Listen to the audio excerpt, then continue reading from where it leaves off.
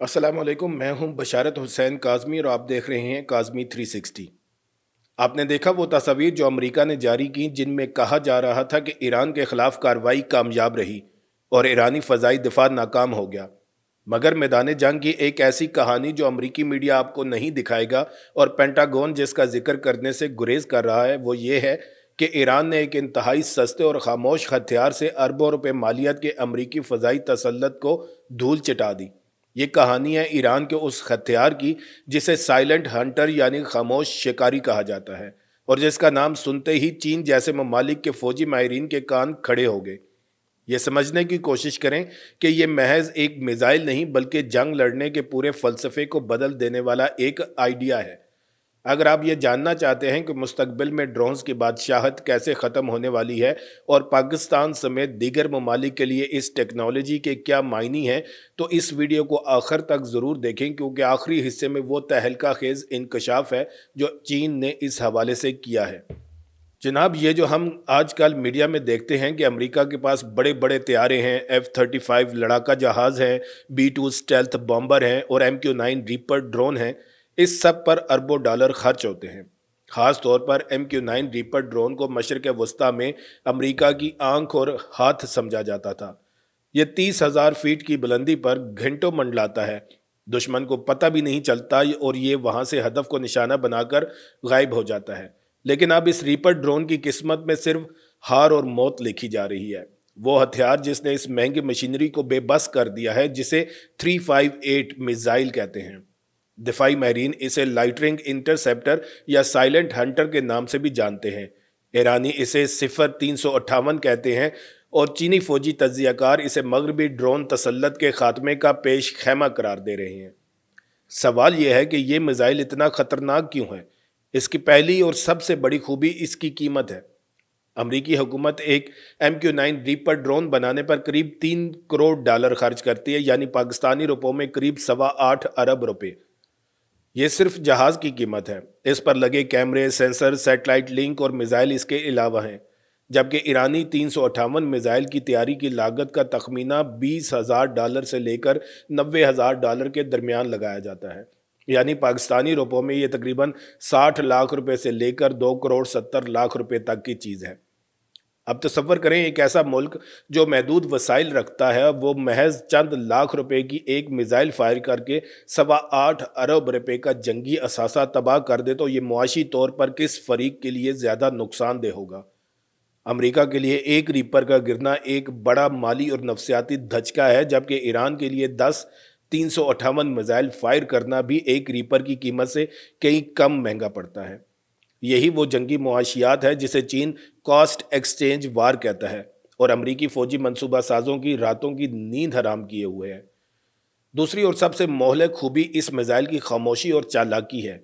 आमतौर पर जब हम फ़ज़ाई दिफाई निज़ाम की बात करते हैं तो जहन में रडार आता है जो लहरें फैलाकर हदफ को ढूंढता है, लेकिन ये लहरें ही इसकी मौत का सबब बनती हैं क्योंकि MQ-9 रीपर जैसे जदीद ड्रोन में ऐसे सेंसर लगे होते हैं जो रडार की लहरों को मीलों दूर से पकड़ लेते हैं और पायलट को खबरदार कर देते हैं कि तुम्हें कोई देख रहा है। लेकिन ये 358 मिसाइल ऐसा कुछ नहीं करता। ये मुकम्मल तौर पर पैसिव यानी गैर फाल गाइडेंस सिस्टम पर काम करता है। इसका मतलब यह है कि ये कोई रडार वेव नहीं छोड़ता। इसे फायर करने के बाद ये एक मुख्तसर सा रॉकेट बूस्टर की मदद से ऊपर जाता है और फिर इसका छोटा सा जेट इंजन इसे एक आम से परिंदे की रफ्तार पर उड़ाता रहता है। ये हवा में आटे के निशान की तरह घूमता है और इंतज़ार करता है। इस इंतजार के दौरान रीपर ड्रोन का पायलट, जो शायद सैकड़ों मील दूर किसी एयर बेस पर बैठा है, अपनी स्क्रीन पर बिल्कुल बेखबर होता है कि ऊपर कोई शिकारी मंडला रहा है। जैसे ही ड्रोन इसके दायरा कार में आता है, मिसाइल में लगा हुआ इंफ्रारेड सीकर यानी हरारत को महसूस करने वाला सेंसर फाल हो जाता है। MQ-9 रीपर के पिछले हिस्से में बहुत बड़ा इंजन लगा होता है जो बहुत ज़्यादा गर्मी खारिज करता है और ये गर्मी इस खामोश शिकारी के लिए रोशनी के एक मीनार की मानंद होती है। ये मिसाइल फ़ज़ा में करीब आधे घंटे से 1 घंटे तक गश्त कर सकता है और 100 से 150 किलोमीटर के दायरे में किसी भी सुस्त रफ्तार ड्रोन या हेलीकॉप्टर को निशाना बना सकता है। अब आप सोच रहे होंगे कि शायद इसे जल्दी पकड़ा जा सकता होगा या इसकी रफ्तार कम होने की वजह से ड्रोन बच निकलता होगा। दर हकीकत ये इसका सबसे बड़ा फ़रेब है। اس کی رفتار آواز کی رفتار سے بھی آدھی ہے، یعنی یہ کوئی تیز رفتار لڑاکا طیارہ نہیں مار سکتا، لیکن یہ MQ-9 ریپر کے لیے ہی ڈیزائن کیا گیا ہے۔ ریپر ڈرون ایک ٹرک کی مانند ہے، بہت وزنی اور بہت سست۔ یہ جب کسی علاقے کی نگرانی کر رہا ہوتا ہے تو اس کی رفتار انتہائی کم ہوتی ہے۔ اس دوران اگر 30 میٹر کے دائرے میں 10 کلو کا ایک بارودی مواد بھی پھٹ جائے تو یہ ڈرون اپنے کمزور ڈھانچے، کھلے ہوئے سینسرز اور پروپیلر کی وجہ سے تباہ ہو جاتا ہے۔ 358 کو بالکل یہی کرنے کے لیے بنایا گیا ہے کہ وہ قریب جا کر پھٹ جائے اور اس کے فریگمنٹیشن وار ہیڈ سے نکلنے والے ٹکڑے ڈرون کے حساس نظاموں کو چھنی کر دیں۔ چین کی سرکاری میڈیا اس پر خاص طور پر تبصرہ کر رہی ہے، اور اس کی ایک وجہ ہے چینی فوجی تجزیہ کار چنگ شوفانگ نے کھل کر کہا ہے کہ اس میزائل کو MQ-9 ریپر جیسے ڈرونز کو تباہ کرنے میں کوئی مسئلہ نہیں ہے۔ چین اس سسٹم کو اس لیے غور سے دیکھ رہا ہے کیونکہ بحیرہ جنوبی چین اور تائیوان کے ارد گرد امریکہ اپنے جاسوس ڈرونز کے ذریعے چین کی ہر حرکت پر نظر رکھے ہوئے ہے۔ چینی فوجی حکمت عملی بنانے والے یہ سمجھ چکے ہیں کہ اگر ایران پابندیوں کے باوجود اتنا سادہ اور مخلص نظام بنا سکتا ہے تو وہ خود اسے بڑے پیمانے پر کیوں نہیں بنا سکتے۔ اس میزائل کے بارے میں ایک اور دلچسپ پہلو یہ ہے کہ اسے چھپانا بہت آسان ہے۔ یہ 50 کلو وزن اور 2.25 میٹر لمبا ہے۔ اسے کسی عام پک اپ ٹرک کی پچھلی سیٹ پر رکھ کر چلایا جا سکتا ہے۔ اسے کسی مخصوص لانچ پیڈ کی ضرورت نہیں۔ ایرانی فورسز یا ان کے اتحادی اسے کسی پہاڑی کی چوٹی پر، کسی کھجور کے جھنڈ میں یا کسی پرانے گودام کے پیچھے کھڑی گاڑی سے فائر کر سکتے ہیں، اور امریکی سیٹلائٹ کو خبر بھی نہیں ہوگی کہ یہ حملہ کہاں سے ہوا۔ اسے سسٹم کہنا بھی شاید زیادتی ہوگی کیونکہ یہ کوئی بڑی بیٹری نہیں جسے سیٹلائٹ سے دیکھ کر بمباری کر دی جائے۔ یہ ایک سنائپر رائفل کی طرح خاموش اور موبائل ہے، اور یہ صرف نظریاتی باتیں نہیں ہیں، میدان جنگ میں اس کی موجودگی ثابت ہو چکی ہے۔ رپورٹس کے مطابق حوثیوں نے یمن میں اس میزائل کی مدد سے متعدد MQ-9 ریپر ڈرونز کو مار گرایا ہے۔ جب اسرائیل اور امریکہ کے ساتھ ایران کی کشیدگی عروج پر تھی تو اطلاعات ہیں کہ اصفہان کے قریب ایرانی فضائی دفاع نے اس میزائل سے ایک امریکی ریپر کو نشانہ بنایا۔ عراق اور شام میں ایرانی پراکسیز کے پاس بھی اس کے مختلف ورژنز موجود ہیں۔ یہ ایک ایسا ہتھیار بن گیا ہے جو امریکی فضائی برتری کے اس تصور کو چیلنج کر رہا ہے جو پچھلے 30 سالوں سے قائم تھا۔ ایک اور بات جو آپ کو سوچنے پر مجبور کر دے گی وہ اس میزائل کا نام ہے 358۔ یہ نام یوں ہی نہیں رکھ دیا گیا۔ دفاعی ماہرین کے مطابق یہ میزائل دراصل امریکی ٹاماہاک کروز میزائل کے ایک گرائے گئے حصے سے ریورس انجینئر کیا گیا ہے جس کا سیریل نمبر 358 تھا۔ ایران نے ماضی میں کسی ناکام امریکی حملے کے بعد ٹاماہاک کا ملبہ اٹھایا اور اس کے جیٹ انجن کی ٹیکنالوجی کو سمجھ کر یہ سستا اور چھوٹا انجن تیار کیا۔ یہ ایرانی انجینئرنگ کی وہ ذہانت ہے جسے مغربی دنیا عام طور پر نظر انداز کرتی ہے کہ ایک ملک جس پر سخت ترین پابندیاں ہیں وہ دشمن کے ہی ہتھیار سے اسے سبق سکھا رہا ہے۔ اس سب کے کیا معنی نکلتے ہیں؟ اس کا مطلب یہ ہے کہ مستقبل کی جنگیں بڑے بڑے طیارہ بردار بحری بیڑوں اور اربوں ڈالر کے سٹیلتھ بمباروں سے نہیں جیتی جائیں گی، بلکہ ایسے سستے اور ذہین ہتھیاروں سے جیتی جائیں گی جو تعداد میں بے شمار ہوں۔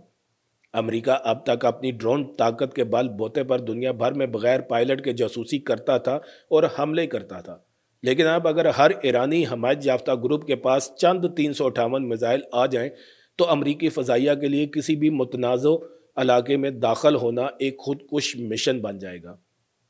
چینی فوجی حکمت عملی دان اس نقطے پر زور دے رہے ہیں کہ یہ میزائل روایتی جنگی توازن کو بدل دیتا ہے۔ یہ ہوا میں وہی کام کرتا ہے جو پانی میں بارودی سرنگیں کرتی ہیں، یعنی علاقے کو بند کر دینا۔ شاید آپ سوچیں کہ اسے جیم کر کے کیوں نہیں روکا جا سکتا؟ ماہرین کا کہنا ہے کہ اس میزائل میں اینٹی جیمنگ ٹیکنالوجی بھی موجود ہے، اور سب سے بڑی بات یہ ہے کہ اسے ہدف کے آخری لمحات میں کسی ریڈار کی ضرورت نہیں ہوتی۔ جب تک ریپر ڈرون پر لگا دفاعی نظام یہ جان پاتا ہے کہ اس پر میزائل آنے والا ہے، میزائل بصری حد میں داخل ہو چکا ہوتا ہے اور بچاؤ کا وقت نہ ہونے کے برابر ہو جاتا ہے۔ یہ بالکل اسی طرح ہے جیسے اندھیرے میں کوئی خنجر لے کر آپ کے بالکل قریب کھڑا ہو اور آپ کو پتہ اس وقت چلے جب وہ وار کر چکا ہو۔ مشرق وسطیٰ میں امریکہ اور اسرائیل کی فضائی جاسوسی کی صلاحیت کا زیادہ تر انحصار انہی MQ-9 اور ہرمیس 900S جیسے ڈرونز پر ہے۔ اگر یہ ڈرونز اونچائی پر پرواز کرنا چھوڑ دیں تو ان کے کیمرے بیکار ہو جاتے ہیں، اور اگر وہ نیچے آئیں تو خاموش شکاری ان کا شکار کر لیتے ہیں۔ अमरीकी फ़ज़ाइया अब ड्रोन्स को साथ में इलेक्ट्रॉनिक जैमिंग तैयारे देकर भेजने पर गौर कर रही है या इन्हें बहुत ज़्यादा ऊंचाई पर रखने की कोशिश कर रही है, लेकिन इससे ड्रोन की निगरानी की सलाहियत मुतासर होती है। अब बात करते हैं उस हकीकत की कि ये सब हमारे लिए क्यों अहम है। पाकिस्तान भी एक ऐसा मुल्क है जिसके इर्द गिर्द ड्रोन्स की भरमार है और जिसे अपनी सरहदों की निगरानी के लिए जदीद तरीन फ़ज़ाई दिफाई निज़ाम की ज़रूरत है।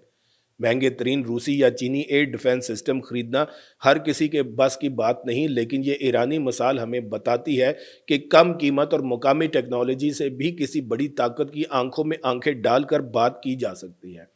यह सिर्फ ईरान की फतह नहीं है, ये उन तमाम ममालिक की फतह है जिनके पास महदूद वसाइल हैं मगर दिमागी वसाइल की कमी नहीं। तो दोस्तों, अगर आपको ये वीडियो पसंद आई तो बराए मेहरबानी इस वीडियो को लाइक करें और अपनी कीमती तासरात कमेंट्स में ज़रूर लिखें। मुझे बताएं कि क्या आप समझते हैं कि पाकिस्तान को भी ऐसे ही सस्ते और मौलिक एंटी ड्रोन सिस्टम पर काम करना चाहिए। चैनल को सब्सक्राइब करना मत भूलें और बेल का आइकन ज़रूर दबाएं। वीडियो को आखिर तक देखने का बहुत शुक्रिया। फिर मिलेंगे एक नई वीडियो के साथ। अल्लाह ताला आप सबका हामी और नासिर हो। पाकिस्तान जिंदाबाद।